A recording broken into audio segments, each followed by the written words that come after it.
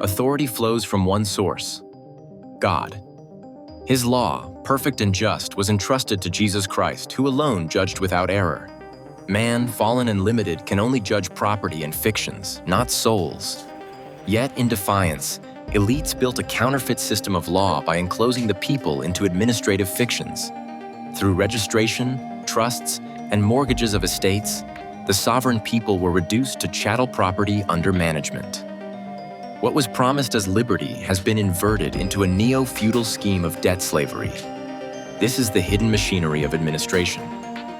In this republic, sovereignty rests with the people.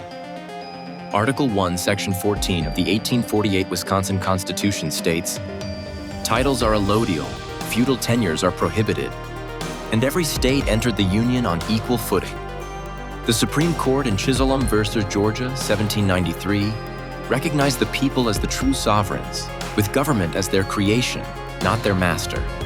Property rights flow from sovereignty, for all rights are bound to property. The people, as creators, stood above the government they ordained, but sovereignty was quietly undermined. After the Civil War, the 14th Amendment created a new federal class of citizen. Unlike the sovereign people, this federal citizen was a creature of the federal corporation, offered privileges, immunities, and protections, but bound as a ward under administration. It was subject to parens patriae, the state as parent, treating citizens as incapable children, public chattel to be borrowed against. At the same moment, states began registering births. To register, from the Latin regnatum, to be governed, meant transferring controlling interest of the estate from the living man or woman to the state. The birth certificate became the title to the estate, splitting ownership.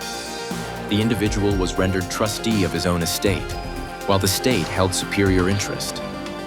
What had been a freeholder's sovereignty was converted into a managed persona under administration.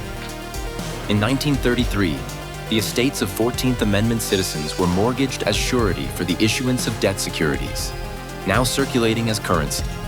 This act created a vast public trust, allowing administrative agencies to govern property under administration, which now included the federal citizen itself. By redefining men and women as trustees of fictional estates, the state can judge property and paper, not souls, maintaining the appearance of lawful process while usurping sovereignty. God alone grants authority to make law. Christ alone upheld it perfectly. All else is administration, a fiction of control. Search Burn the Corporate Fiction on YouTube, Rumble, Facebook, and X.